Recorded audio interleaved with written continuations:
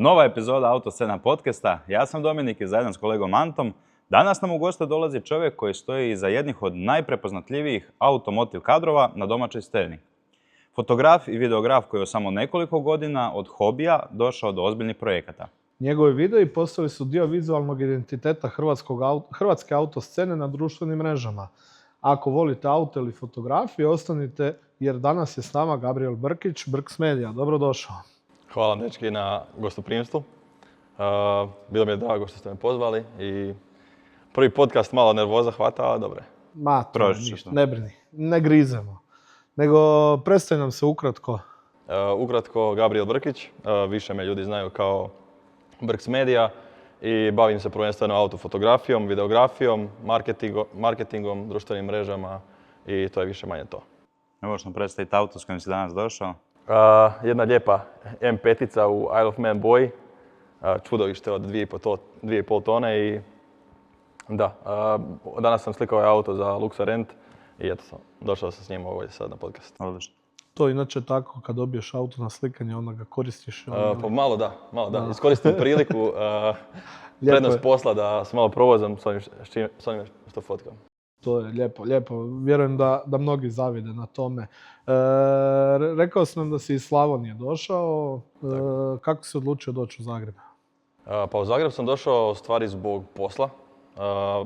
Ranije sam se bavio geodezijom i dobio sam ponudu za posao da se preselim u Zagreb zbog posla. Prije 6 godina sad. I nakon što sam došao u Zagreb, tih nekakvih 4-5 godina sam se bavio tom geodezijom i odlučio kao hobi početi fotografirati aute. Znači posao te doveo u Zagreb? Da, posao me doveo u Zagreb. Iako je to bilo skroz neplanski, čak sam se bio preselio jedno vrijeme u Norvešku, da tamo kao živim i radim, ali to nije baš uspjelo. Bio sam premlad da radim tamo i tako me put slučajno doveo u Zagreb. Kakva je scena automobila cjelokupno u Slavoniji? Apsolutno nikakva. Pogotovo u to vrijeme kad sam ja bio mlađi. Ja se sjećam, bio sam ogroman ljubitelj automobila. Nigdje nije bilo nikakvih zanimljivih automobila. Mercedes C300 je bio najbolje što možeš vidjeti. Eventualno kad smo znali dolaziti u Zagreb ili negdje na more vidiš nešto zanimljivije. Tako da scena je tada bila nikakva. Misliš da je to sad promijenilo usporedbi tad ili? Malo je bolje, iako to i dalje dečki većinom koji žive vani pa dođu s autima ovdje u Slavoniju, ali i dalje nije to nešto da. Možda Osijek, ali dio oko Nove Gradiške, Slavonski Brod baš i ne. Znači ne bi se vidio da možeš tamo nastaviti s poslom koji radiš sad ovdje? Sa poslom ne, ali bi se volio vratiti u Slavoniju jednog dana, živjeti. Znači ljudi kupuju te nove aute da se čovjek može vratiti kući. Da, bilo je neko remote fotkanje. Remote fotkanje, da. Točno. Kako je izgledao taj početak u Zagrebu kad si se doselio? Početak je bio dosta težak i na neki način usamljen. Došao sam u Zagreb, nisam znao apsolutno nikoga. Svaki vikend sam nakon posla išao u Slavoniju kod roditelja, braće, sestre i to. I u to vrijeme kad sam se doselio u Zagreb sam i upoznao sadašnju zaručnicu koja je bila isto iz Slavonije. I onda sam svaki vikend praktički išao za Slavoniju. Nisam imao baš nekih prijatelja tu u Zagrebu, poznanstava previše i to je bio taj neki početak. Da. Imaš priču, ja izašao iz vlaka, veliki Zagreb, di sam došao? Nije. Neplanski sam isto tako, u biti u Samoboru živim. Neplanski sam završio u Samoboru jer je tadašnji šef imao stan u Samoboru. Dao mi kao priliku da živim u tom stanu i dan danas sam praktički u tom stanu koji smo kupili. Odlično. Znamo da si bio gamer u duši. Da. Jesi još uvijek? Na svu sreću ne. Ili žalost. Fali mi gaming, ali... Probao si bio u tom putu da karijeru izgradiš? Da. Kako je to izgledalo? Da, u srednjoj školi su me prijatelji naveli na igru League of Legends. Natjerali me da počnem igrat. To ko ovi sad mimovi što izlaze. Ako ti kolega kaže skini, nemoj slučajno skinati. Da, nemoj skinati. Nagovorili su me da skinem League of Legends. Počeo sam ga igrat, postao ovisan. Na kraju su oni svi prestali igrat, a ja ostao igrat. I to je bilo hardcore igranje igrica po 15-16 sati na dan, jedno 4-5 godina. U srednjoj školi, cijelu srednju školu. I kad sam se doselio u Zagreb, nastavio sam igrati igrice i onda sam shvatio da to ne ide baš tako. Pokušao sam nešto kao i streamati, YouTube, s tim gamingom, ali ne, nije bilo to. Jesi probao ići na neke turnire i to? Nisam. Ne. Nisam bio na toj nekoj razini. Doduše, Doduše, moram se ovoga malo spasiti. Imali smo užasno loš internet u Slavoniji, tako da to je jedan od razloga zašto nisam bio dovoljno dobar. Aha, da. Znači uvijek je bilo ono, joj, ping mi je, Ping 200, pukne internet u pol gejma i šakom probiješ zid u pol gejma. Spominjao si, to jest kad smo se upoznali, rekao si da se bavio dropshippingom. Kako je to, ta karijera? Nisam se bavio, ali sam, tada u to vrijeme je bilo puno tih. Tada je počinio, mislim, dropshipping, affiliate marketing i to mi je postalo jako zanimljivo. Vidio sam gurue na YouTube kako to promoviraju i čak sam kao odlučio ja ću dati otkaz, ja idem full u to. Kad sam shvatio koliko tu u stvari treba prvobitne investicije koje ja nisam imao da se krene sa inventorijem i to sve, nije bilo za mene. Znači nisi se našao u toj karijeri? Nisam se našao. To je ono koji u svakom poslu nigdje nije lagan početak. A od kad je krenula ljubav prema automoto svijetu? Kažem, automobile sam volio praktički od malena. Otkad znam za sebe sam volio automobile, one kartice s autima, sve. YouTube videi, konstantno gledanje YouTube videa auti, specifikacije auta, drag race-evi, utrke. Tako da od malih nogu. Samo što kažem, u Slavoniji kako sam bio nisam imao priliku nikad doživjeti automobile. U stvarnosti toliko i kad sam otišao u Norvešku to je bio prvi put kad sam vidio, ne znam, nekog Rolls Royce-a, Lamborghinija ili tako nešto. To je bilo tad. Jel bi rekao da si u Norveškoj krenuo sa svijetom fotografije ili ipak kad se vratio? Nisam.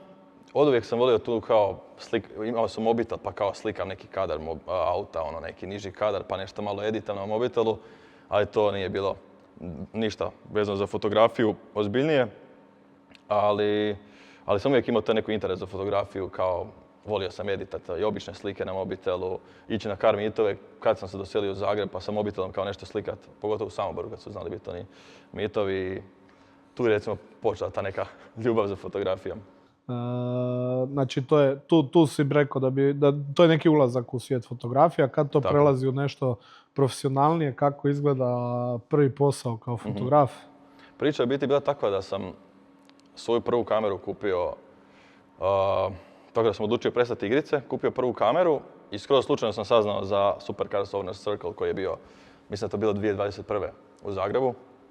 Na Instagramu sam vidio post kod nekog od spotera ili tako nekoga, da se održava event i nisam znao šta je to točno, kakvi automobili dolaze i vidio sam na Instagramu profil i slučajno sam došao do Esplanade nakon posla i oni istovaraju iz kamiona Pagani Huayru.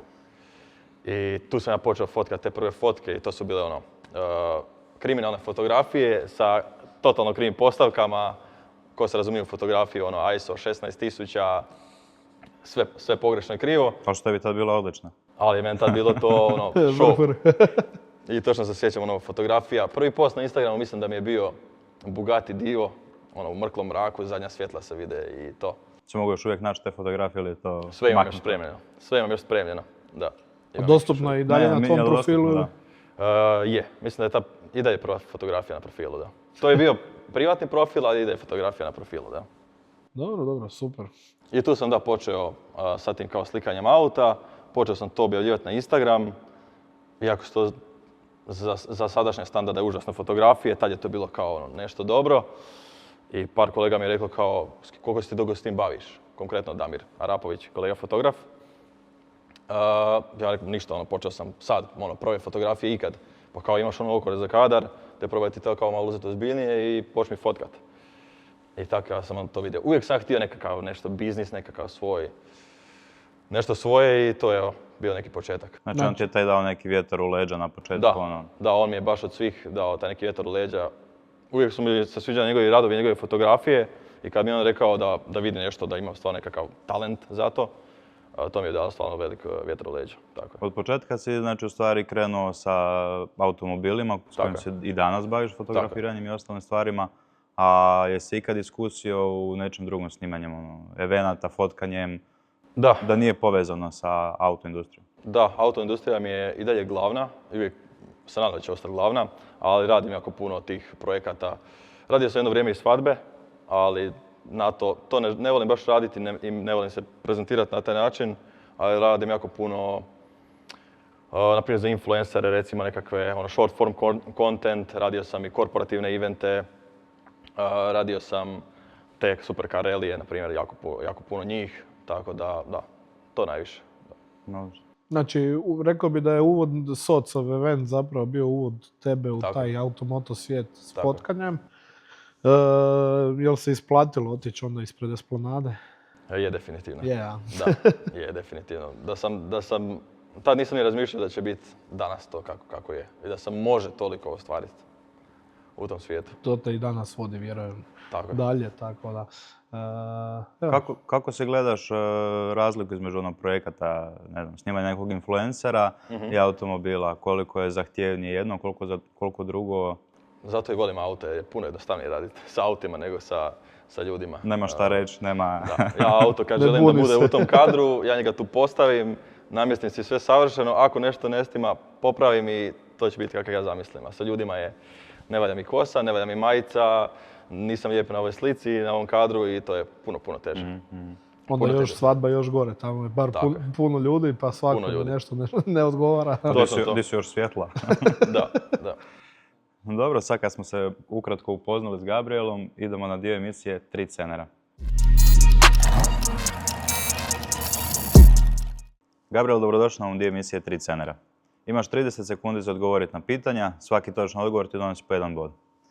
Evo, prvo nam odaberi skupinu. Da vidimo, sad ćemo dobiti. Koje sreće ćeš biti? 8-4-4-1.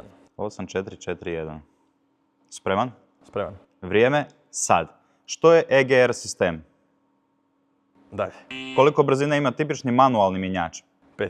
Što znači FWD? Front wheel drive, prednji pogon. Koji je prvi automobil s turbopunjenjem? Turbo Porsche. Koji je prvi automobil sa LED žaruljama u farovima?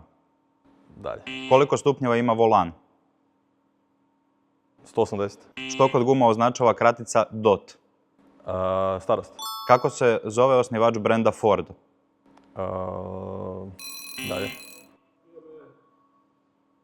Henry Ford. Henry. Htio sam reći Mustang. Koliko sam imao točnih? 1. Evo ga, Brks, iskoristio si 25% popusta koji imamo u PH na odgovorima, ali dobro. Kako bi opisao svoje prve fotografije?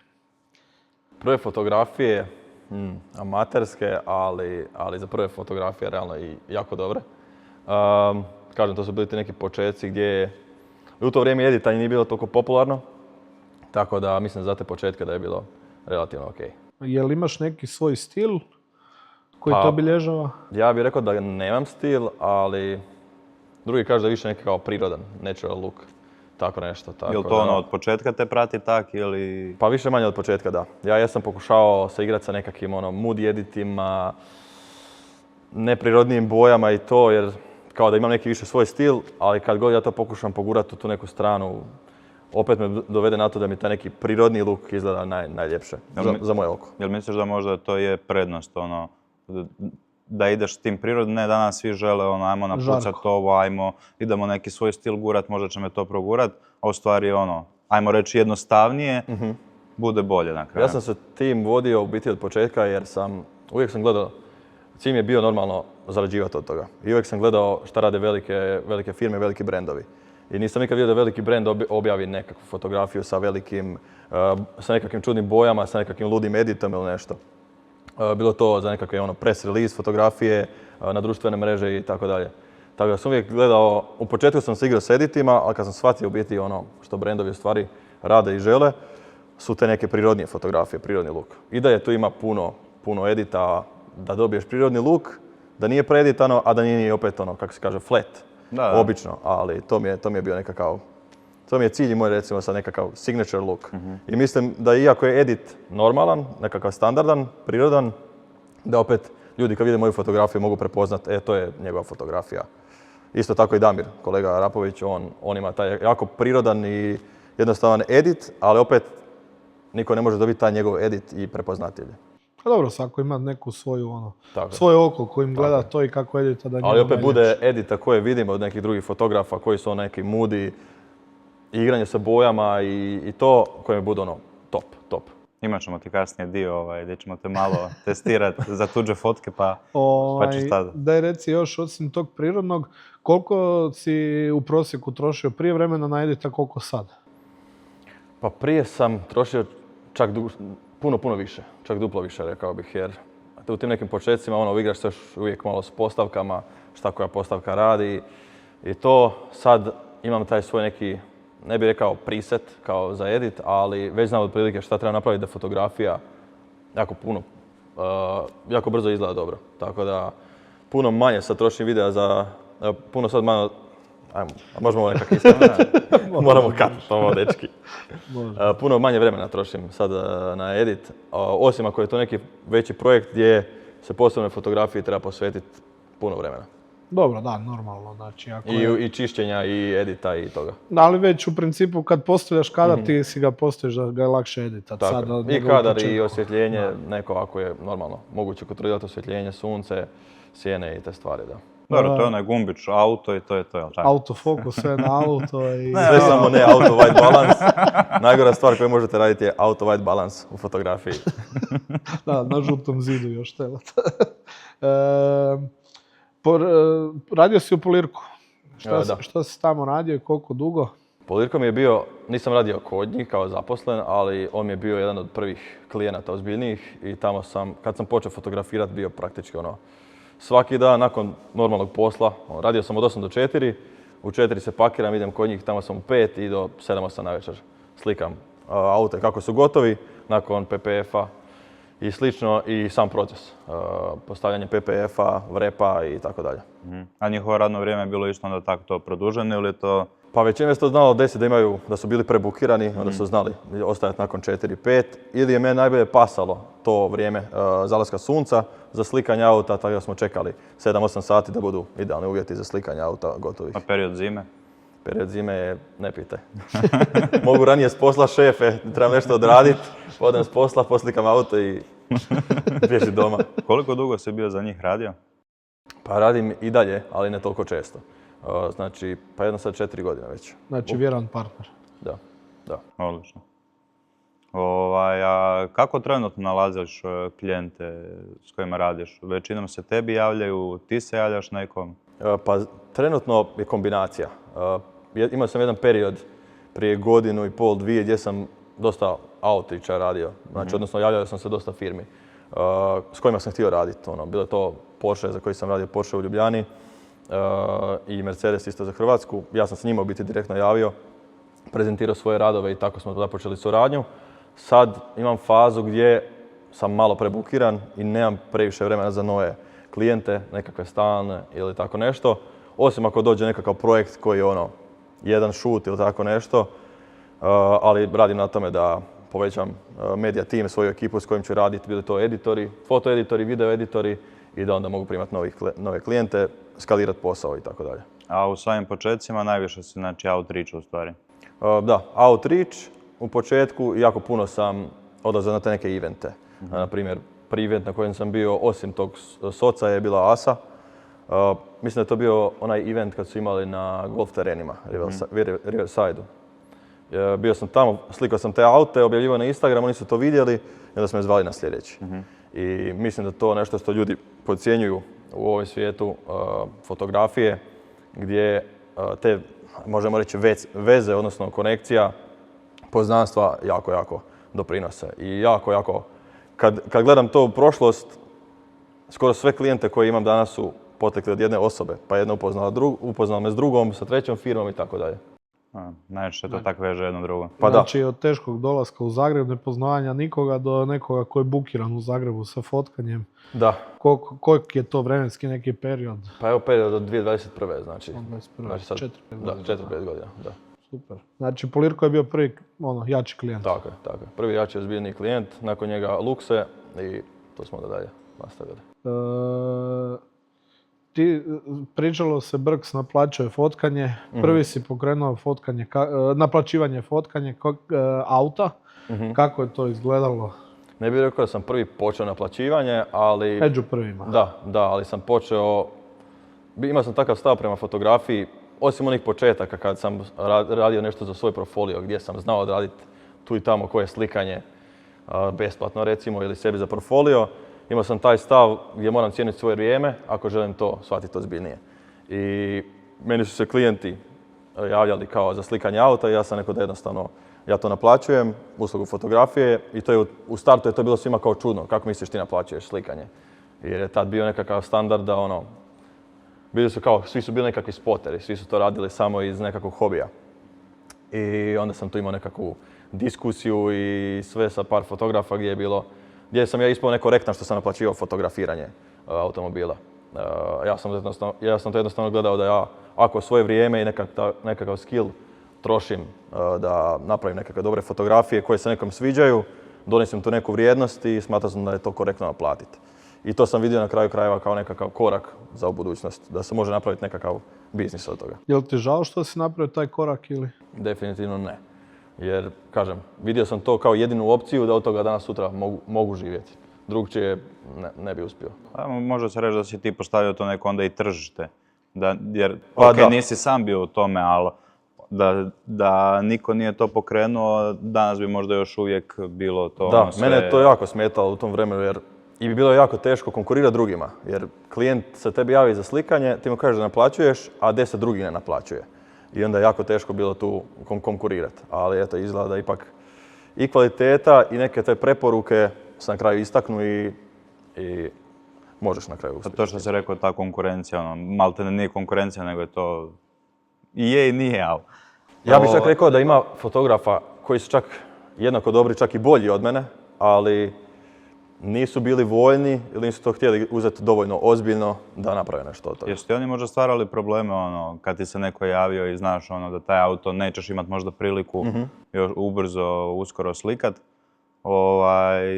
Je li bilo to ko prvi njegovo ili je li to stvaralo problema? Bilo je tih situacija gdje sam ja slikao nekakav automobil pa su bile priče kako je on to mogao slikati, ja sam to slikao prije njega. Ili kao to je moj klijent, za njega ti možeš nešto slikati, bile su takve situacije. Ali da. Ali se isplatilo loviti kao spoteri aute po Zagrebu da ga prvi objaviš ili ne? Iz mog iskustva ne. Nikad nisam išao na to i bio sam u početku išao slikati te aute po parkinzima sam da imam nekakav portfolio. Ali nekakav plaćeni posao, iz toga mislim da nisam dobio. Da. A dobro, možda donijelo neko iskustvo. Iskustvo da. Znači da usavršim svoje znanje, vježbam editanje i to da, ali konkretno kao nekakvog klijenta ne.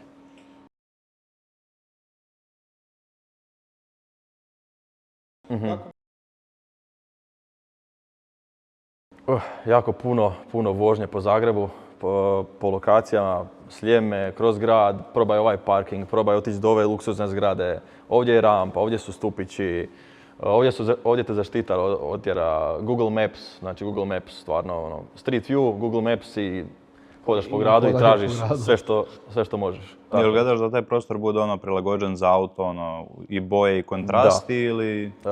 Da, trudim se, ali u Zagrebu je to baš jako teško. Zagreb je jako težak za te lokacije. Čak u Slavoniji nekad mi je puno lakše naći lokaciju, iako su manja mjesta, jer ovdje je toliko svaka ljepša zgrada ima stupiće, ima rampu, ima zaštitara, ne možeš prići, zabranjeno je i tako dalje. A na kraju krajeva i te lokacije koje uspiješ naći, onda te firma traži dozvolu. Imali smo tu jednu situaciju sa aerodromom, gdje smo bili slikali na aerodromu bez traženja dopuštenja. I onda su nam nakon 3 godine su nas tražili da skinemo fotografije sa web stranice, to je s klijenta. Tako da dosta je zeznuta ta cijela situacija sa traženjem pronalaskom lokacija dobrih. Jel bi rekao da je to nego najgore iskustvo na fotkanju ili postoje neka gora? Ne. Postoje gora oko situacije koje su se desile, tako nešto. Imali smo od ne znam, 15 relija koje sam odradio ima baš hrpa situacija koje su se dešavale. Smiješ neki ispričati ili su tajne? Imali smo sad situaciju u Dubaju, kad smo bili na jednom reliju. Dobili smo, mi kao media team, smo dobili Audi R8 kao media car, iz kojeg je bilo nemoguće slikat praktički. Jedva izađeš kroz prozor da radiš rolere. Uz to je auto bio tjedan dana totalno razbijen i sastavljen natrag. Prednji brisači nisu radili, apsolutno sve lampice na aute su bile upaljene. Nismo imali protuproklizavanje, a imali smo zadnji pogon. Auto je se bolje čuo unutra je bio bolje izoliran kad smo bili bez krova nego kad je bio krov gore. Prozori nisu uopće bili dobro postavljeni. Hauba nam se nije htjela zatvoriti. Mislim da se čak auto i pregrijavao u prednjem dijelu haube gdje je bila moja sva oprema. Tako da to je bilo jedno zanimljivo iskustvo i tako smo bili 4 dana s tim autom. Znači, da se desiti i tako. Da, i isto tako je bila na tom istom rally situacija gdje je sudionik vozio Ferrari SF90 i trebali smo ići na taj poznati Jabal Jays iznad Dubaija gore. Dovezli smo se do benzinske prije Jabal Jaysa i jedan od fotografa je rekao kao našao nekakav šaraf na podu. I mi pogledamo oko auta, dva šarafa, znači sa stražnje desne gume uopće nisu bila šarafena u autu, u kotač, znači doslovno kako uzmeš rukom i izvadiš van, a sa lijevog stražnjeg kočnice fali šaraf jedan. Tako da imao jako puno sreće što se nije pokušao popet gore na Jabal Jays. Na vrijeme je stao. Da. Znači ima zanimljivih situacija u fotografiranju. Ima jako puno i ne mogu se iskreno ni svih sjetiti dok ne gledam galeriju i zato i volim tu fotografiju jer vratite ta neka sjećanja i to. Je li bilo neugodnih klijenata? Bilo je neugodnih klijenata, odnosno bio je jedan klijent, slikao sam mislim jedan M4, BMW M4, da. Klijent je došao iz Karlovca za Zagreb. Sad se ja točno ne sjećam, jer sam se ja njemu bio javio za slikanje ili on meni. A na kraju, nakon cijelog šuta i sve što sam mu napravio, auto slikao za oglas, još sam ja platio ručak i ja sam platio piće u kafiću i više se nikad nije javio. A dobro, najao se napio čovjek i Da. Jesi mu isporučio fotografije bar? Jesam, isti dan čak. A je li ima da te neko traži, daj mi full isfotoshopiraj auto da izgleda bolje nego ono što je u stvari? Nisam imao takvu situaciju. Ne? Takvu Jesi situaciju čuo nisam. drugi? Čuo sam za ljude, to najviše, ali za auta ne. Većinom ljudi budu ti da daj mi promijeni ovako, daj mi zalicke na kosi stavi, da nemam prištiće makni i pogotovo sa svadbama. Ja ljudima onda objasnim, ljudi tu ima 5 milijuna slika, to je... Ali tebi je to samo klik. Da, to je samo klik i dobro. Jesi ikad snimao nekakav ilegalni drift ili ilegalno ponašanje? Smijem to reći. Jesam, ja i kolega jedan smo snimali po Zagrebu jedan drift night run. To je bio video prije nekakve 3 godine snimen, ali smo ga ipak odlučili ne objaviti. Da. Znači, sigurno. bio je dovoljno ilegalan. Video je top, možda ga izbacimo jednom, ali pisat će dolje perform by professionals. Ili Sora, ili kako je već generirano AI. Closed road i to. Da. Radio si na puno projekata, a možemo reći da te najviše obilježio prelet aviona preko Nevere. Tako je, da. Kako je izgledao taj cijeli proces, kako uhvatiti takvu fotografiju? Taj photoshoot, odnosno to je bio event, isto tako se nekako odvio skroz spontano. Bio sam praktički par dana prije eventa pozvan da fotografiram i tad u to vrijeme sam imao samo jedan objektiv. Imao sam samo onaj 50 mm 1.8 objektiv s kojim ti ne možeš ni zoomirati, ni dobiti dobru fotografiju u vožnji. I ja prije eventa sam samo rekao kao ajde idem ja kupiti novi objektiv, čisto da imam novi objektiv nekakav.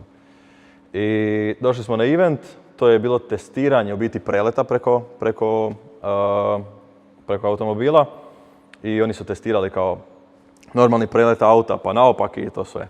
I kao na kraju mogli napraviti nekakve slike.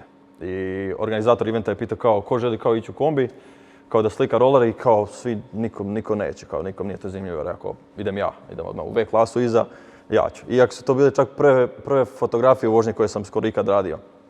Znao sam ja generalne postavke, šta treba, kako treba, ali su bile skoro prve.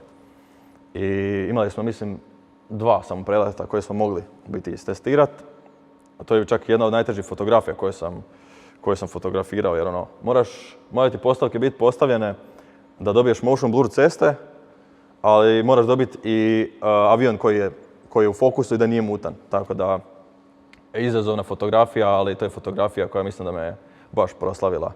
I mislim da je nakon eventa bila, ne znam, objavljena na jedno 10-15 članaka u Hrvatskoj i mislim da je čak i na službenom Rimčevom profilu bila, da. A njihov taj prelet, to je isto sve bilo, kako je logistički izgledalo s njihove strane? Jel znaš taj dio išta? Da, koliko se sjećam, avion je biti praktički otišao napraviti kao luku, krenuti se s druge strane. Nevera je, mislim, sam stunt je bio dosta drugčiji nego kad smo mi fotografirali. Mi kad smo fotografirali, mi smo vozili nekakvih 100 do 150. I avion je morao voziti, auto je se morao voziti nekakvih 150 iza nas. Iako su čak i kamenčići sa piste gađali malo i auto i to je bio testni auto, Nevera.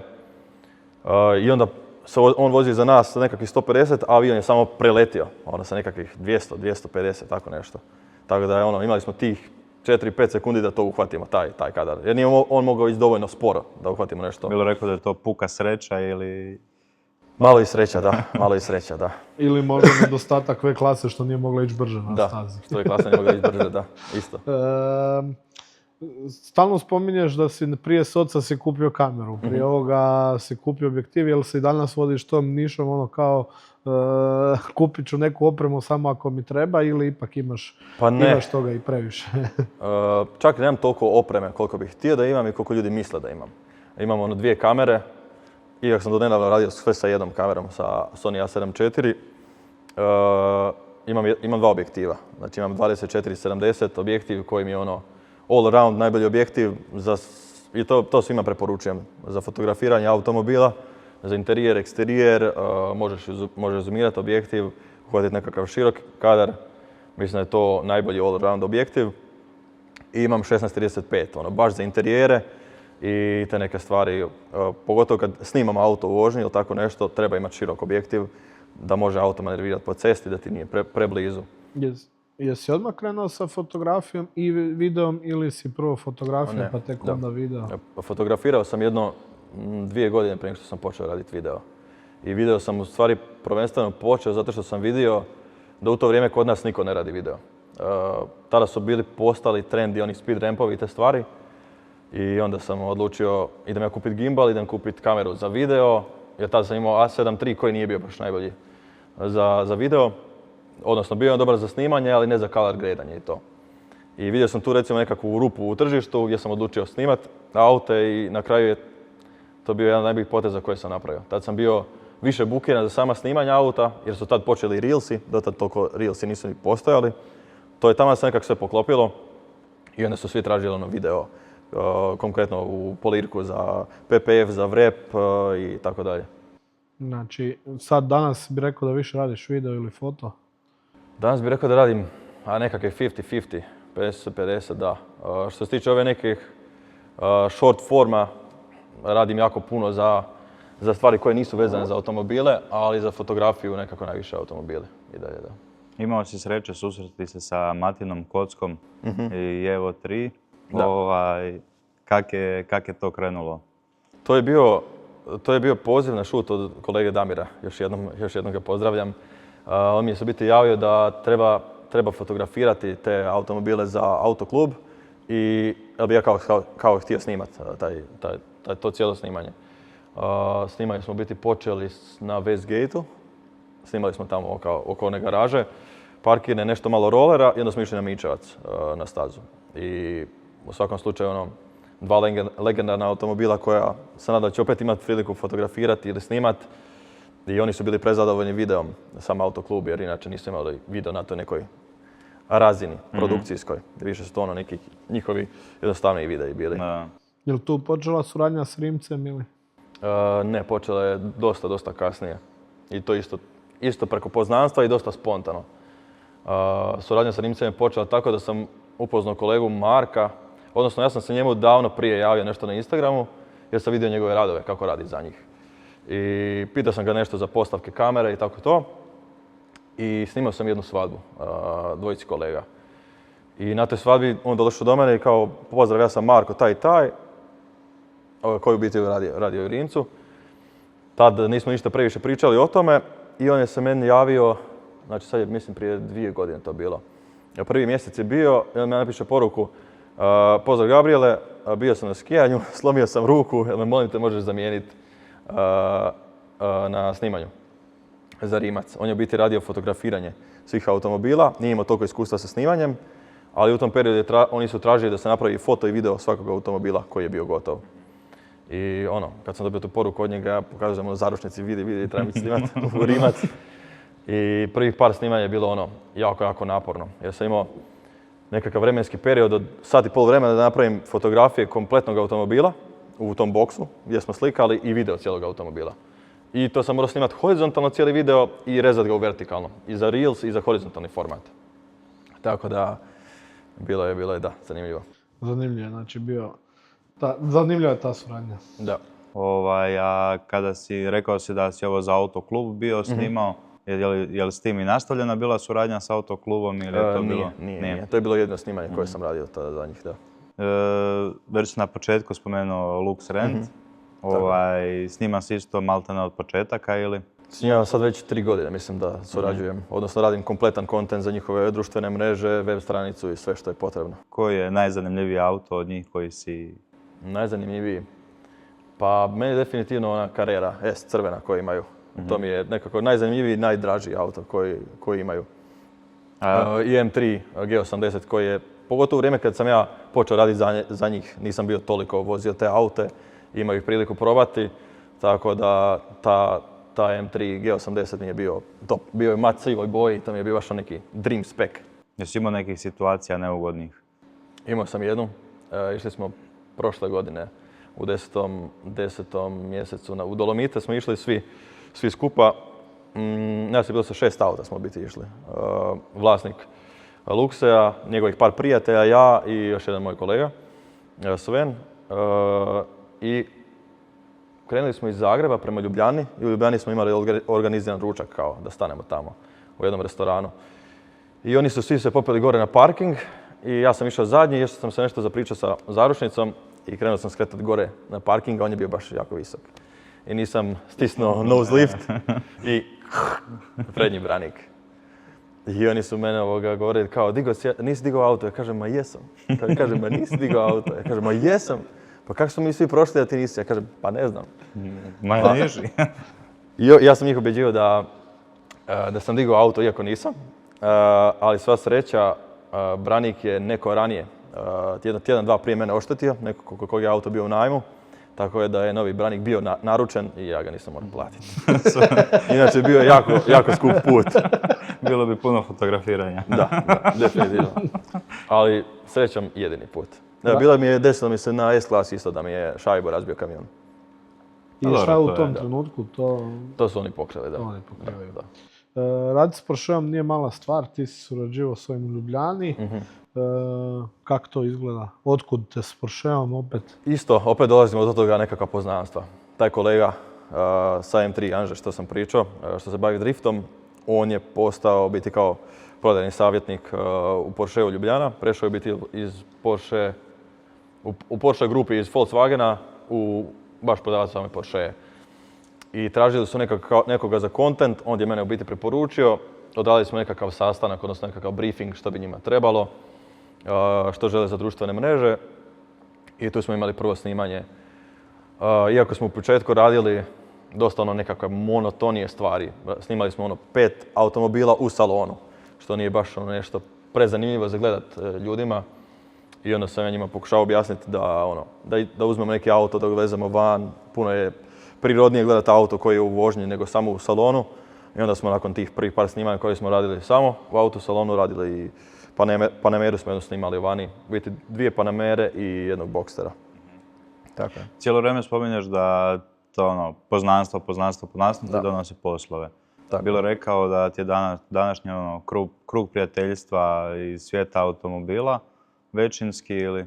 Da, doslovno fotografija automobili. Svi prijatelji, svi ljudi s kojima se družim su fotografija ili automobili. Osim kolege Arapovića, imaš li još nekoga koje bi istaknuo i pozdravio ovim putem? Definitivno. Kolega Tomislav koji ubija sa videom. Kolega Ivan Ulamec isto odličan fotograf.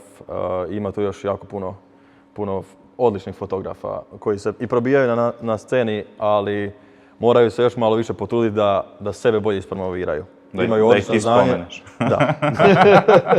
Šta bi rekao nekome koji, ajmo reći, pokušava se probiti u tom svijetu, gdje da upozna ljude s kojim bi mogao sklopiti nekakav takav posao?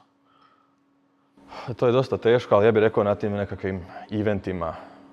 Mislim da na tim eventima možeš ti javiti i ljudima na Instagram i dobiti nekakvu konekciju, ali ljudi tebe kad upoznaju uživo, to je neka, stvori se ta neka najveća vrijednost. Pogotovo ako si neka normalna osoba koja gleda normalno na stvari i sve. Mislim da to ljudi jednostavno osjete i da se tu stvori neka konekcija. Jer kad se tebe neko javi preko Instagrama ili da se ti javiš nekom preko Instagrama, pozdrav, ja bih htio slikati svoje auto. Ljudi ne znaju ko si ti, šta si ti, teško je percipirati ljudima kakav si. I baš mislim da je tu jako bitno biti nekakav normalan, pristupačan ljudima, jer na kraju krajeva ja znam danas da ljudi žele raditi jako puno sa mnom baš zbog mene. Kako ja pristupam poslu, kako se odnosim prema poslu i takve stvari. Tako da mislim da je taj osobni upoznavanje i te stvari da je to dosta bitno, ali to je najbolje raditi na tim nekim eventima, karmo itovima. Iako to danas ima jako ih ima malo i to mi je jako žao. Ja sam jako puno tih nekakvih one-time klijenata za koje sam slikao aute upoznao, na primjer na Kauflandu kad su bili mitovi. I nažalost toga baš više danas nema. Dobro, sad ih ima na ZEU. Da. Ja sam bio jednom, mislim, samo na ZEU, ali fali mi. Da, malo počelo se to, malo svašta dešavati, policija, pritisak i sve, ali da, sve manje ih je. Ali dobro, imamo i dalje supercar evenata, ja mislim najviše na ovom području se organizira u Hrvatskoj. Najviše i više nego ikad, da. Da, i više nego ikad i sad svako skoro ima svoj supercar event. Tako da mislim da je tu prilika dobra da isto posjete i da možda nešto naprave od toga. Mislim, to je neka najbolja opcija, da idu na te evente, fotografiraju, objavljaju to na društvene mreže, to će neko vidjeti na kraju krajeva ako je dobar rad. Kako izgleda to, na primjer, spomenuo si Asu? Evo, mi smo isto bili na Asi, vidjeli smo da je tamo bilo vas brdo fotografa i kamermana za snimanje. Kako izgleda ta raspodjela zadataka? Jel to određuje neki organizator ili to određujete vi međusobno? Ko će šta snimat, slikat? Pa većinom to bude direktan dogovor organizatora i nekakvog voditelja medija tima. Konkretno nama za Asu je Kristijan Semlić, njega pozdravljam isto. Zahvaljujući njemu sam bio na 10 od 15 evenata. Tako da ovisi o veličini eventa, koliko bude sudionika i koliko bude automobila, toliko i bude i velik medija tim. Nekad to zna biti 4-5 ljudi, nekad to zna biti 15-20 ljudi. Na One Life nas je bilo, na primjer, 16, 15 ili 16. I bitna je jako raspodjela posla, ko će što raditi. Svako zna svoju ulogu, mora znati. Inače ćemo svi hvatati iste kadrove i tako dalje. Tako da većinom budu tu 2-3 fotografa, 2-3 videografa i zna se što se treba odraditi taj dan, ko što treba pokriti i što se treba isporučiti na kraju dana. Čekaj, si rekao da si bio na puno relija, ajde istakni jedan koji ti je bio najdraži. Najdraži mi je vjerojatno sad bio ovaj Desert Run koji sam bio u Dubaju. Jer mi je to mi je bila jako velika želja fotografirati auto u pustinji i to mi je bio zbog toga jedan od najdražih, ali svi su mi I prva Asa na kojoj sam ikad bio, to je mislim prije 3 godine bila, to mi je bio prvi rally ikad, ostao mi je u sjećanju baš zbog toga. Ali da, svaki je na svoj način poseban. One Life isto zato što je najduži i najpoznatiji tu na našim prostorima, osim Gambala. Tako da... Vidiš li se jednog dana na Gambulu? To mi je jedna od najvećih želja. Otići na Gambal i odraditi. Pogotovo sad ovu rutu koju imaju Amerika, Meksiko i odlazak na svjetsko prvenstvo, to bih baš volio otići. I čak sam pokušao doći do njih u nekakav kontakt preko nekih ljudi koji znam, ali vjerujem da jako puno drugih fotografa isto želi i da nemaju baš neograničen budžet i mjesta za medija tim. Znači čekat ćemo ih ipak negdje tu u Europi, a? Da, vidjet ćemo. Ima još mislim da je to 6. mjesec, tako da vidjet ćemo. Naći će se budžet. Da. Evo dolazimo, jel imaš još jedno pitanje? Koliko klijenata, jel uspiješ sklopiti neka partnerstva i privući klijente preko tih relija i to, ali baš direktno tih ljudi koji sudjeluju tamo? Evo sad sam imao situaciju gdje sam fotografirao tih par relija, 3 relija u Dubaju i upoznao sam jednog dečka, Antonija, on se bavi u biti prodajom nekretnina u Dubaju. I kroz nekakav razgovor on je tražio nekoga da mu radi marketing, nekakve videe i u biti on je se sam snimio videe gdje sam ja otišao iz Dubaja, ali onda sam ja editao te videe. U biti radili smo taj short form content i imamo sad nekako iste opcije gdje ćemo raditi za nekakvu firmu koja se bavi iznajmljivanjem bagija u pustinji. to je isto nekakav potencijalni klijent koji bi mogao imati dolje. Ali da, ima tu A kakvi su puno vremenski uvjeti tamo za opremu? Sad Jel u to sve? 11. 11. 12. prvi mjesec su super. Kada dođe. Sad su idealni uvjeti jer je 20 do 25 stupnjeva, maksimalno 30, ali u 10. mjesecu kad sam bio to je bilo 43-44 stupnja. Ne samo opremi, nego je i meni bilo malo prevruće. Da. Znači, bilo je high temperature, turn off. To nama ovdje javlja, a šta je tek tamo? Ne. To je bilo baš, iako je bio 10. mjesec, bilo je baš vruće. Jel postoji šansa da se preseliš u Dubaj ako postane tamo? Razmišljao sam o tome i kad sam otišao dolje na tih par evenata, nisam mislio da će mi se toliko svidjeti dolje i da će biti toliko potencijalnog posla. Jer onda kad malo bolje gledaš te stvari, tamo su svi u poslu, tamo svima treba kontent, tamo doslovno svaka firma, svaki influencer, bilo ko živi od kontenta. I puno više su voljni i puno više imaju novca za ulagati u kontent. Tako da razmišljao sam o tome, ali opet ostaviti sve klijente koje imam tu ili delegirati sad taj posao nekome nije baš jednostavno. Opet dolje tražiti nekakve klijente iz nule, a isto tako i obitelj mi je jako veliki bitan faktor. Tako da tu su mi roditelji, brat, sestra i jako sam vezan za njih. Tako da možda na nekakav kraći period od 5 godina, 10, ali dugoročno ne bih htio. Ako ti se ne svidi previše kad odeš tamo. Da. Evo ga, dolazimo do dijela emisije ili. Znači, idite kratko pitamo, odgovor je ili jedno ili drugo, vrlo jednostavno. Pa evo, možemo krenuti sa dan ili noć. Noć. Noć. Photoshop ili RAW. Photoshop. Hrvatska scena ili inozemna scena. Inozemna. Dron snimka ili low angle.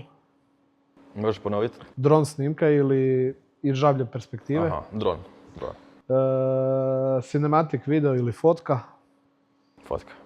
BMW ili Porsche. Porsche. Moramo ići za Porsche. Fotografiranje ili vožnja. Vožnja ipak. Ok, ovaj dio fotografiranje, još imamo fotografiranje i video, ali to si već odgovorio da je to pola-pola. Da. Dan ili noć?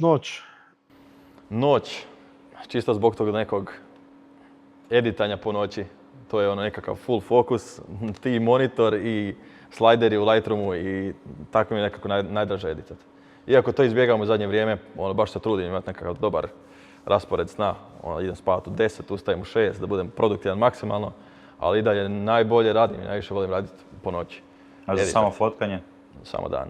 Mrzim slikat po noći. Znači, ne mogu podnijeti noćne slike. Pogotovo u Zagrebu gdje je žuta rasvjeta nemoguća za izbalansirati. To je, baš sam i kolegi to pričao. Snimali smo nedavno nekakvu reklamu za Ford.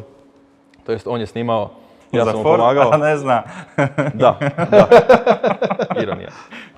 I pita me kao za lokaciju u Zagrebu gdje da slika, odnosno trebaju slikati i snimati. Ja sam rekao sretno. Na aerodromu. Nemaš gdje.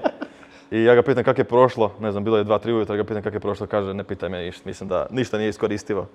Žuta rasvjeta, kao auto, nije znam, crni ili tako nešto. Jako teško se izbori s tim. Osim dodatna rasvjeta nekako i to, a nisam baš fan. Ako trebate noćno snimanje, javite se Brks Mediji. Ne, javite mi se. Cijena puta 4. Photoshop ili RAW fotografija, Photoshop. Photoshop, da. Photoshop sam prvobitno najviše koristio za samo čišćenje fotografija, ne toliko za edit. Uvijek sam bio fan Lightrooma, najviše. I dalje radim sve u Lightroomu, a Photoshop koristim za to čišćenje, iako to sad Lightroom isto tako može, tako da. Hrvatska scena ili inozemna scena? Volim hrvatsku scenu, ali inozemna scena je jednostavno sve puno, puta 10 sve. I luksuznije, i veće, i bolje, i jednostavno tako. Dron ili žablja perspektiva? Da, žablja perspektiva je za automobile apsolutni ne. Znači, to je jedna od prvih stvari koje bih svima preporučio kad se uče fotografirati da ne slikaju ništa iz žablje perspektive. Znači, to nije jednostavno estetično za oko ljudsko.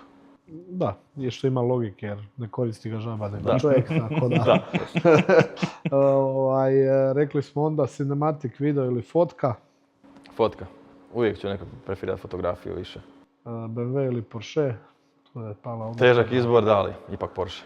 Evo, a došao čovjek s BMW-a. A zato smo ovaj namjerno i stavili. Došao s BB-om, imam BB-a, ali gađamo na Porsche jednog dana. Vožnja ili fotkanje? Ipak vožnja. Vožnja. Znači, ipak je draže sjest za volan i Da. provozati dobar auto nego ga fotkati. Da, ja bih rekao da je fotografija, obožavam fotografiju, imam veliku ljubav prema njoj, ali mi je fotografija nekako bila taj korak da dođem jednostavno bliže autima. I to je neka, zašto volim toliko fotografiju, zato što sam okružen autima najviše. Dragi su ti BMW i Porsche, a koji je onda dream car? To mi je nemoguće pitanje za odgovoriti. Imam listu od 10. ali ono jedan koji stvarno htio imati jednog dana, 812 Superfast Ferrari. To mi je ono, Dobar izbor. to mi je najbolji zvuk auta ikad, ne znam. Da. Obožava Porsche i BMW i odabere Ferrarija na kraju. Da. To su dream Ne, car. sigurno tu i mora biti i M3, mora biti i nekakva GT3 ili tako nešto, ali Ali 812 sa nije. svojim zvukom, V12 motorom. i to sam imao priliku sad voziti u Dubaju i to mi je bilo No baš ti htio pitati koje su imao superkarove priliku voziti. Da, jako puno njih, teško mi se sjetiti svega, ali jedan od definitivno highlighta je bio taj 812, GT3, Huracan i R8. Nisam vozio neke hyper automobile, iako sam se vozio u Chironu i Murcielago mi je isto bio. Nisam ga vozio ja, nego sam se vozio u njemu, to mi je bio isto. Jesi vozio Neveru? Ne, nisam. Ne. nisam A vozio. u Neveri? Nisam se vozio na Neveri, ne, nisam. Većinu smo sva snimanja imali u studiju, znači u tome, tako da nisam imao priliku. Pa ni preparkirati. Ne. Ne. Ne. To je išlo. To kak ispuste s dizalica, ono ne miče. Imaju ekipu koja je baš zadužena za to i baš su oko toga drže i Popeju strogi su. su, jer ipak je to interijer Naravno. moraš paziti i sve. Da. Naravno, da. Jel Supercar Sovner Circle, Isuse Bože kako, SOC, da si nekompliciran život. Jel to bila jedina suradnja s njima ili ima nešto da će biti još taj dan kad si kupio kameru? Bio sam i sljedeće godine na onome isto, iako nije bila suradnja, više sam išao zbog sebe, da malo iskusim još jednom te hyper automobile koji kod nas ne postoje. I onda je te druge godine bio ovaj najskuplji novi automobil na svijetu, ovaj Bugatti Lavauto Noir, kako se već zove.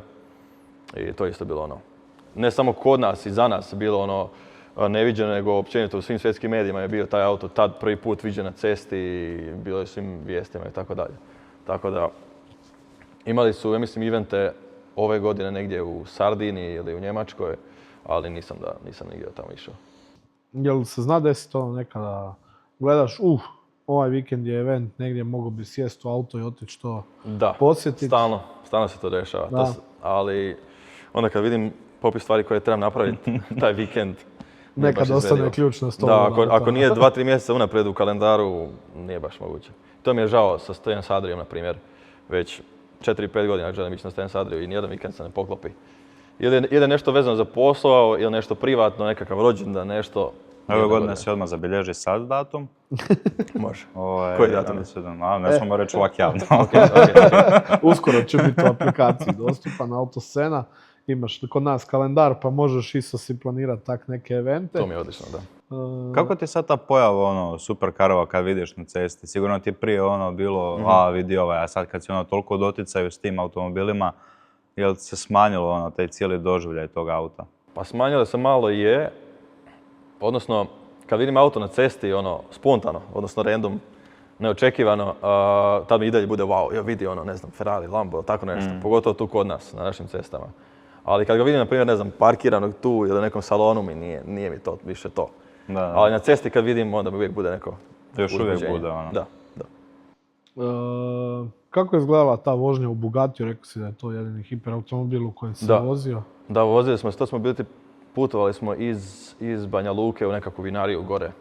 I u povratku nazad sam se vozio u tom autu i to je neopisivo. Nema toliko zvuka, ali zvuk turba usisa je bio strašno. Nismo išli prebrzo, mislim nekakvih 270. Po U Njemačkoj, ograničenju. to kad ste u Njemačkoj bili. Bosni. 270. Da, sve kad precvikaju od tamo.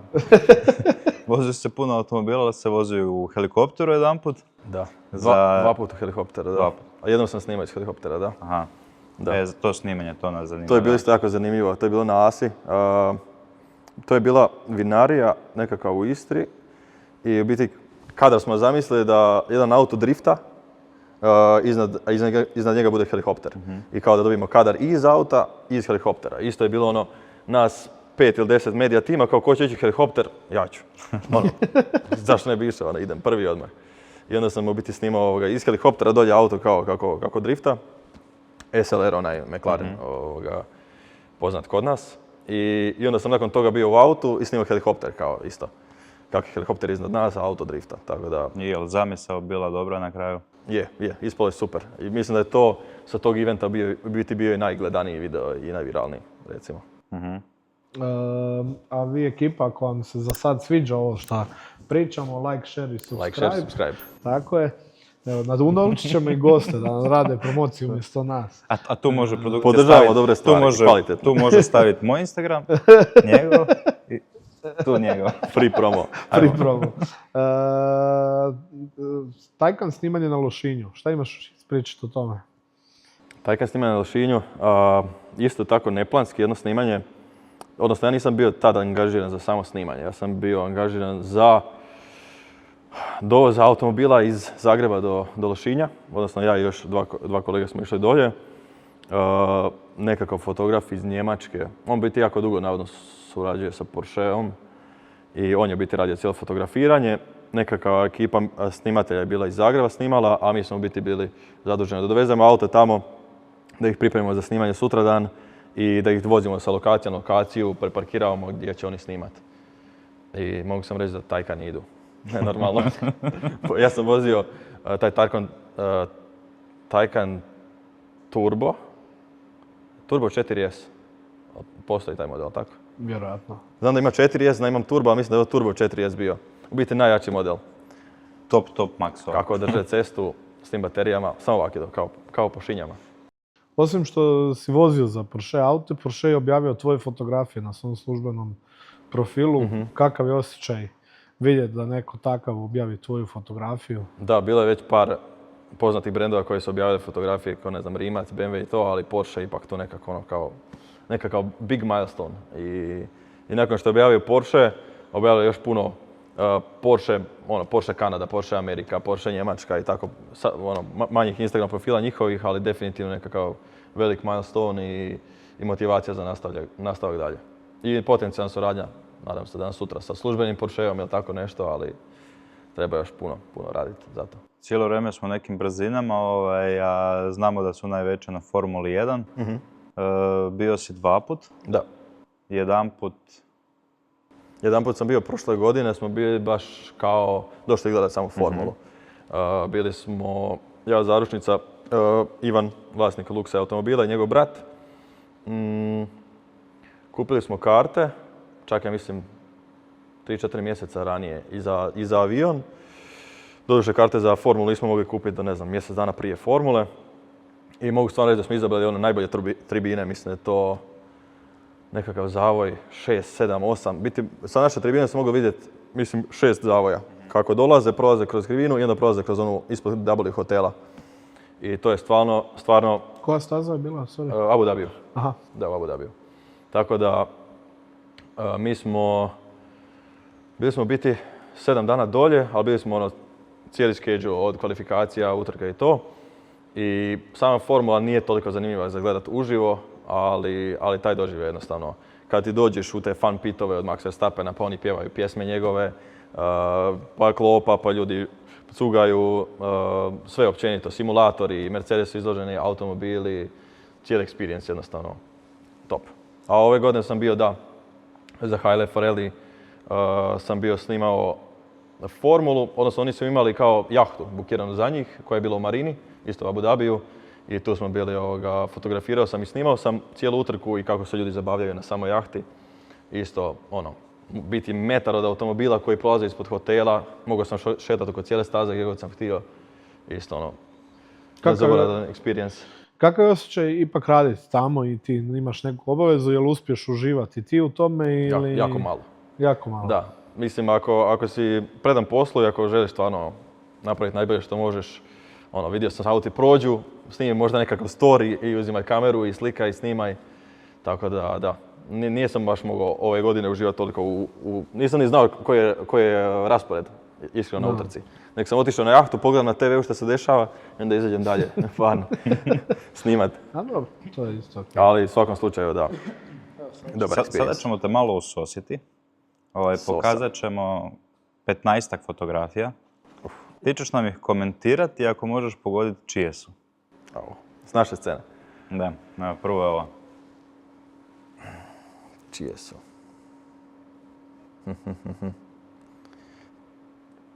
Teško, ali možda VT Media. Ja ne znam odgovore, to ćemo kasnije. Teško mi je ovo. Imaš odmah drugu, Aha, drugu. BMW. Ovo mislim da sam vidio da je neko slikao, ali ne znam ko, ne pratim iskreno previše kod nas fotografe. Dobro, možeš komentirati ovako, sam... Aha, Kako kompoziciju, ide, da. da. Odlična fotografija, mislim da je to slikano čak na Sljemenu. Iako je jako teško gore uhvatiti dobar roller jer je jako uska cesta. Odlična fotografija, pogotovo sa 2 M3. Malo za moj ukus previše zelenih dolje u nekakvim sjenama, ali odlična fotografija. Mislim da sam vidio GLE ili GLC Media, tako nešto da se zove dečko koji je slikao, tako nešto. Tik ima, jel nije? Točno. Možda. Huracan STO. Iskreno, ovo je tip fotografije koju ja ne bi napravio takav edit, jer kad bi ja krenuo tako editat, ne bi mi izgledalo lijepo, ali kad vidim fotografiju mi izgleda top. Ono, baš jako mudi i predivno. Ok. Ovo je bilo na ASI, na ovom eventu, tu smo bili. Je li to zadnja? Nije, ima još. Ne, je li zadnja ASA bila to sad? Je, Da, ova zadnja ASA, da. U Vestinu. Prirodna fotografija, lijep edit, možda malo prejednostavan za moj ukus.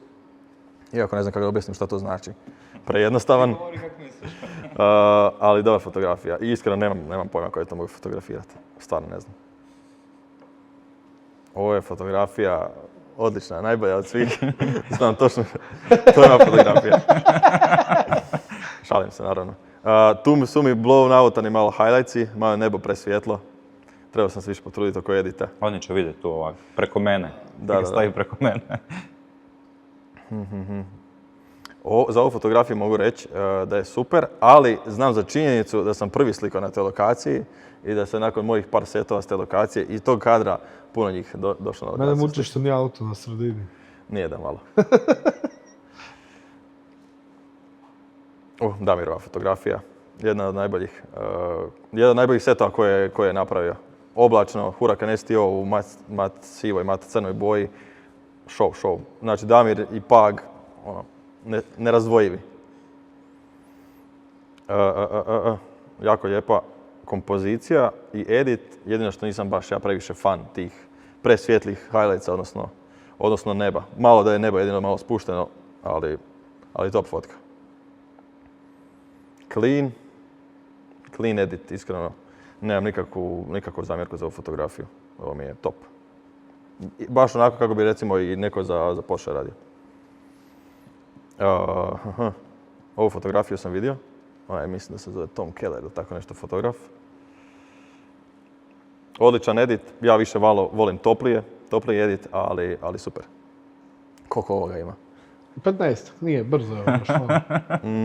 Imamo GP jednostavna fotografija. Kad radiš photoshoot tog auta, must have fotka, zadnji logo, clean, jednostavno super. Možda bi dodao nekakav gradient na vrh ili dno slike, ali sve u svemu super. Još jedna moja fotografija. Odličan set, odnosno jako neplanski shoot, ali može se tu puno poraditi na ovom editu. To je bilo prije 3 godine ili 4 i može se tu puno bolje napraviti s tom fotografijom. Maknuti gore reklama firme, popraviti nebo, popraviti dolje nekakav gradient, malo ići možda u toplije. Namjerno smo htjeli tvoje fotke staviti da vidimo koliko si tog sjećaš, ali očito svaku prepoznaš. Da, definitivno. A ovo je next level, ovo je ipak fotografija koja se vidi da iza te fotografije stoji tim ljudi koji su osvjetljavali gore i ovaj krov i auto i baš cinematografski je pravo napravljeno. dobra fotografija, dobar edit, jedna kompozicija nije mi najprimamljivija. Samo kompozicija fotografije. Treba biti ili vertikalnija ili horizontalnija. Nemoj se zarumeniti. Osim ako to nije cijela fotografija, ako je izrezana. Onda bih rekao da da. Isto dobra fotka. To mi ne izgleda kao da je realna fotografija. Kao da mi nešto ne valja s pozadinom. Ali lijep edit. Je realna. Ja mislim da je to da. Je, da, istina, je. Prvo sam mislio da je slikano možda na onome Makarska car show, ali nije. Na Project Heart. Da, sad vidim da. Je, istina. To je to. To je toga. Vidiš da je kratko. Ovo je bilo najteži dio podcasta. Sad će biti pravi hejt u komentarima. Sorry svi fotografi koje nisam prepoznao ili koje sam iskritizirao.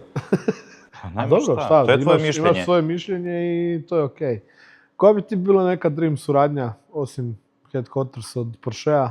Postoji li neko iznad toga? Dream suradnja, pa vjerojatno Ferrari. Ali to su stvarno next level. To je na šutu vjerojatno postoji 20 ljudi koji su odgovorni za svaki kadar. Tako da. 15 ljudi koji je zaduženi da auto čisti i tako dalje. Točno, to mislim da je stvarno Iako sam u početku imao taj stav da ne bih htio raditi te neke velike produkcije, da bih radije bio neki one man show. I to što više napredujem, shvaćam koliko je to u stvari potrebno za neku dobru fotografiju. Pa baš smo došli do toga, spomenuo si prije da bih htio imati svoj media tim. Da. Jel imaš već neke ljude u planu koje bih htio imati u tom ili kako bi išlo taj sustav? Pa već sad imam kolega s kojima surađujem dosta. Ne konkretno oko editanja fotografija, ali videa da. Sad sam u toj nekoj fazi gdje ne uživam toliko u editanju i montaži videa. Volim snimat, volim producirat, volim sve to, ali samo montažu videa je jako me umara. I mislim da ima ekipe kod nas na našoj sceni koja to radi brutalno, koja su stvarno imaju energiju, volju i znanje za to i puno bolje radi to nego ja, tako da ću radije za te neke veće produkcije nekog koji je bolje od mene angazirati, da to odradi i onda da to sve kao paket bude još bolje nego što bi ja osobno napravio. Cilj mi je napraviti takav nekakav ekipu, media tim gdje će se postaviti ljude koji su bolji od mene, da rade takve stvari i da im radimo neke veće i bolje projekte. Tako je.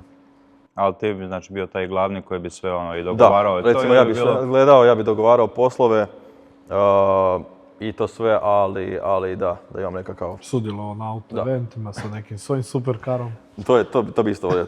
Baš bi volio, bio sam na jako puno tih relija i većina mi uvijek bude jako naporno jer radiš po cijeli dan i onda navečer editaš, ali bi baš volio otići na neki reli da sam samo sudionik. I da ostane kamera doma. Da. Mobitel, za svoj gušt i to je. Da. I to isto. Spomenuo si da bi radio edukaciju za fotografe. Prvo kako ih uvesti da fotkaju kako spada, a onda i kako to pretvoriti u neki biznis. Tako je. Postoji šansa da to bude ove godine, iduće godine? Ja se iskreno nadam ove godine, jer to je bio plan za 2025. Znači, 1.1.2025. sam imao to u planu da krenem, ali zbog nekih privatnih stvari i velike količine posla na početku godine sam to zanemario, iako je to bila pogreška. Ja mislim, trebao sam se i dalje fokusirati na to. Plan mi je čak krenut s tim negdje 2. 3. mjesec ove godine. Možda objasniti ljudima o čemu se radi, kako bi funkcioniralo, a samim edukacijama krenuti tako negdje 3. 4. mjesec. Ukratko, kako bi to funkcioniralo? Pa funkcioniralo bi tako, nisam još odlučio 100%, ali ili bi imao nekakve live uživo workshopove za, ne znam, maksimalno 5 do 10 ljudi, ili bi imamo stvarno složenu cijelu online edukaciju ili kombinacija jednoga i drugoga, da imaju ljudi opciju. Čak mislim da ću nuditi opciju rada s nekim 1 na 1, da ga nudim, da ga učim sve od nule, što ga zanima, tako da to mi je nekakav cilj za ovu godinu. I stvarno, kad sam bio u srednjoj školi, imao sam tu nekakvu želju da budem nekakav profesor ili učitelj. I stvarno volim ljudima objašnjavati kako se nešto radi, kako sam došao do toga i nikad mi to nije bio problem. Dan danas mi se javlja hrpa početnika koju kameru da kupim, kako se napravi ovo, kako dobiti ovo u editu i tako dalje. I stvarno volim ljudima pokazati kako se nešto dobije i mislim da bi to mogao biti dobar potez i na neki način financijski za mene, a isto tako i drugima da pomognemo oko samog postavljanja, jer jako puno ljudi danas dobro slika i kažem, imaju bolje fotografije nego ja, ali ne znaju sebe na kraju krajeva ispromovirati, postaviti se oko posla i na kraju živjeti od toga. A mislim da bi svi oni htjeli raditi nešto ovako kao ja, da budu plaćeni zato da im to bude glavni posao. Bil tu ima možda ono, ajmo reći, tipa različite pakete, pa ono može biti neko početnik, pa neka srednja razina, pa onda neko samo da je vezano za taj dio ako mu fali dogovaranja poslova. Da, još mi je na jednoj edukaciji, konkretno sad oko same prodaje tih, recimo, svojih edukacija, kako bi trebalo to posložiti da bude najoptimalnije i da targetaš točno određenu skupinu ljudi. Mislim da ću početi sa, recimo, nekim početnicima, da ono ljude uvedem iz nule, od same postavke kamere, kako fotografirati, kako editat, a onda ću nuditi nekakav, recimo, skuplji paket gdje ću ljude educirati koji već znaju sve o fotografiji, kako doći do novih klijenata, kako postaviti to sve. A i možda ovima da to bude drugi razred. Tako je, recimo, da. Obrazovanje. A isto tako, ne samo kod nas, nego vani je popularan i taj model gdje ljude učiš baš samo 1 na 1. Ono, da imaju pristup tebi na 1 na 1 za sva pitanja i da im tu omogućiš da za bilo kakva pitanja imaju. Otvorenije su odmah i drugačije pristup totalno. Jer jako često ljudi već znaju odgovore na neka svoja pitanja, ali im treba ti neko ko će im to potvrditi i usmjeriti ih gdje bi trebali ići. Koji bi to bio red, veličine, cijene? Teško mi je to reći, pogotovo zato što mi je publika na Instagramu jako miješana. I imam, mislim, čak 30% publike Amerika, Njemačka i tako to. I to je dosta drugčije tržište nego kod nas.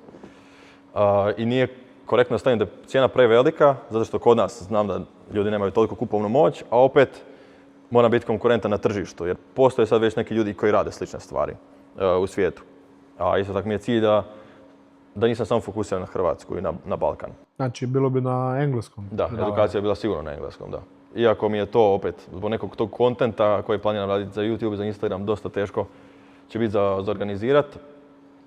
Sigurno bi bila na engleskom, da. Jesi već igdje istraživao interes za to područje edukacija? Da, jesam. Jako puno, svakodnevno biti. To mi je sad sad više provodim vremena oko toga nego samog fotografiranja. Istraživanje tržišta, kako postaviti sam proizvod, kako doći do određene ciljane skupine ljudi i tako dalje. Od tvojih pratitelja jesi imao već upita?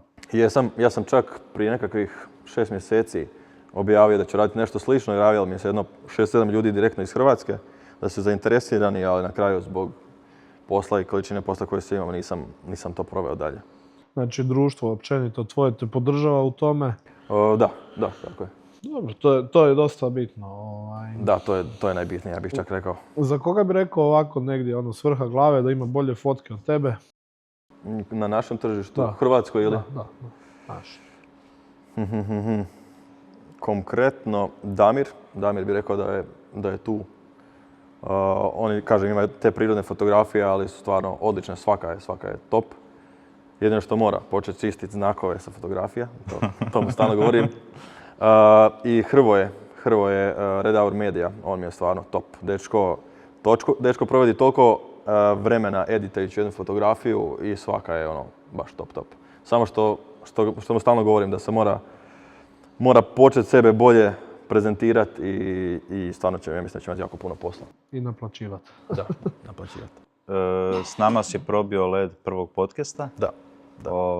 Kako ti se čini cjelokupna ova emisija? Odlično mi se čini, stvarno volim podcaste, volim gledat podcaste i ne toliko naše tržište, ali strano tržište, stalno gledam podcasta. I kad editam, to mi je pogledam 5 podcasta dnevno. Imao sam tremu iskreno malo ranije, možda se i sad još malo osjeti, ali bilo mi je stvarno super. Proletilo mi vrijeme, ne znam koliko je prošlo. Ja cijelo vrijeme gledam, ali to je meni zbog neke druge stvari, da znamo da smo u timeline-u. Prošlo ti je 1:10, ajmo reći. Dobro. Produkcija nam cijelo vrijeme šalje da te pitamo zašto Sony? Da. Zašto Sony? Zašto ne? Iskreno ne znam. Sony sam počeo i prvi youtuberi te koje sam gledao su imali Sony. Zato jesam nastavio sa Sonyjem i nekako probao sam malo Canon. Nije mi se sviđao, interfejs nekakav i nastavio sam sa Sonyjem i To je nekakav razlog. Iako ne mislim da je to najbolja kamera i najbolji brand, na tom sam ostao. I nadam se da hoćeš i dalje. Imaš li neku filozofiju koja te vodi od prije, ajmo reći, pa sve do danas? Filozofiju. To sam vidio da vodilja. pitate u podcastu jednom, možda čak i u svakom, nisam siguran.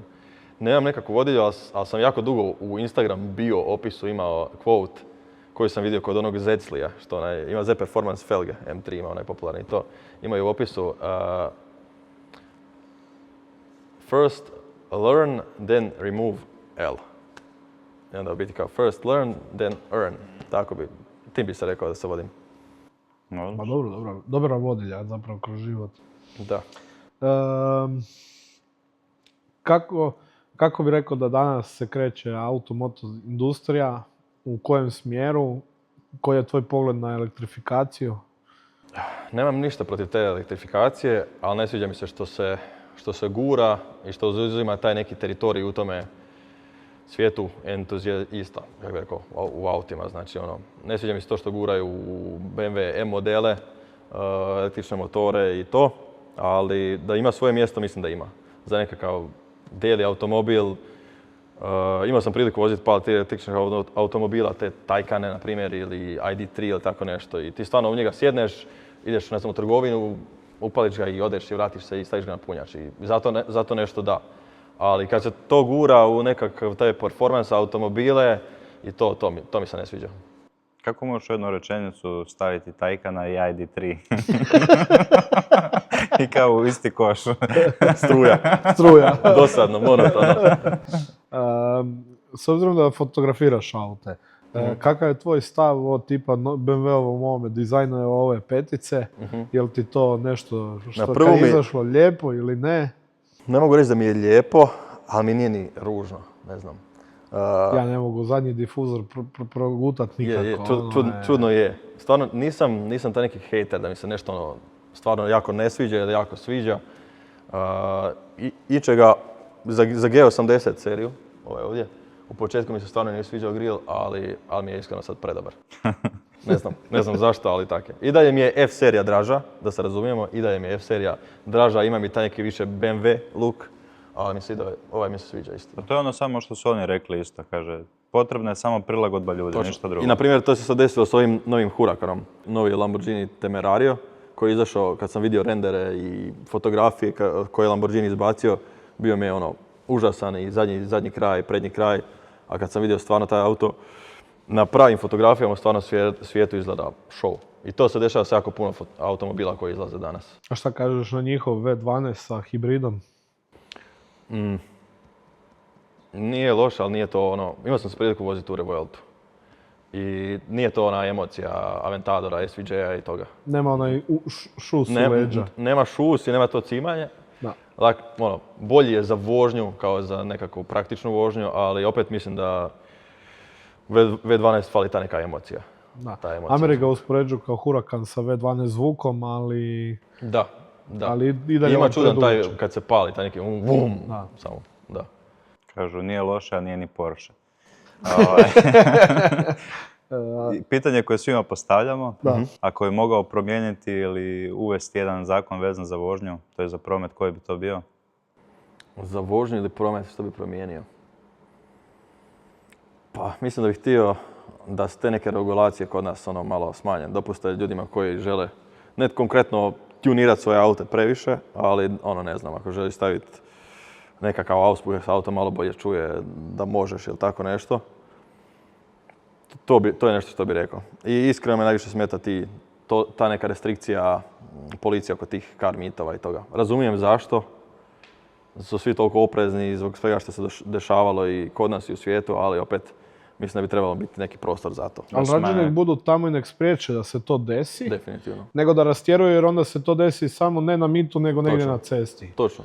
Budi tamo, budi da niko ne drifta, ko drifta pišu mu kaznu. Ali kod nas je taj mali problem s ljudima i s tim mentalitetom gdje ti na primjer u Dubaju imaš event sa 500 automobila i niko neće ići raditi gluposti. Zato što znaju koje su tamo posljedice. Da, točno. I tamo mu nije tata kup. I to nikad neće shvatiti te neke zakone gdje imaš zakon, imaš kaznu, ali kazna se niko ne boji jer ćeš dobiti neku novčanu i ili te postavi strože kazne pa niko neće raditi takve stvari ili ne znam, to mi je nešto sve ili. Rekao si te preinake isto da se kao smanji rigoroznost toga, a vidiš li ti sebe u tom tuning svijetu?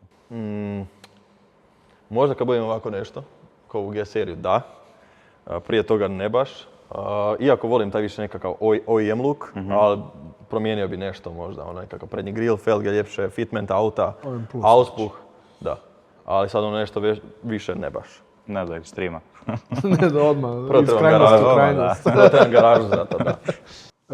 Koji bi savjet dao nekome ko je mlad, nadobudan, možda čak u jednu ruku i želi se baviti nečim kao i ti, osim da plati tvoju edukaciju, kad izađe možda neki besplatni savjet za početak ili do tada?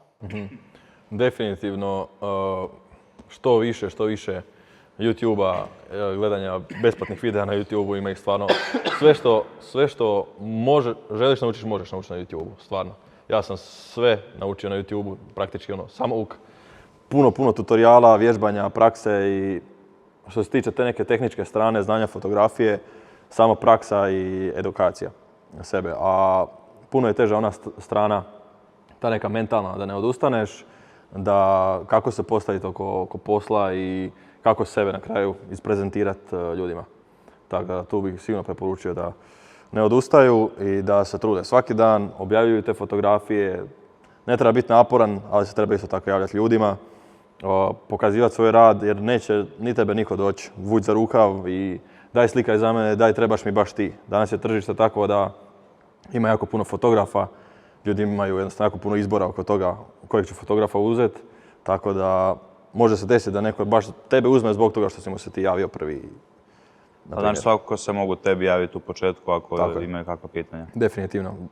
Puno mi se, neću reći samo klinaca javlja, nego i ljudi koji počinju sa fotografijom, koju prvu kameru da kupim, koji objektiv da kupim, kako treba napraviti ovo, kako postaviti ono i stvarno nikad, osim ako stvarno ne vidim fotografiju, ajme dečki, poruku.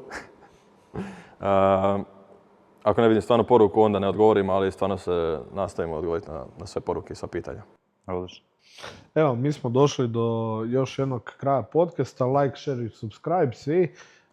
Ja bi ti se zahvalio na sudjelovanju. U tom ime bi se zahvalili naši partneri Gameboost koji nam je omogućio da nismo žedni tokom snimanja i mali poklon pažnje. I PH Detailing ti je pripremio tu mali poklon, paket za održavanje i njegu ovih auta lijepih koji slikaš i fotografiraš. I naravno ovaj prostor su nam uslužili za snimanje, s time zahvaljujemo. Još jedan put tebi što si došao i bio naš gost u podcastu. Hvala dečki vama puno na pozivu, bilo mi je odlično i stvarno sve pohvale za trudnog ovakvog podcasta na našoj sceni, pogotovo u svijetu automobila. Gabriel, hvala ti još jednom, a mi se vidimo u idućem podcastu Autoscene za 2 tjedna sa novim gostom iz automoto svijeta, a vi da ne budete autoscena, preuzmite aplikaciju Autoscena.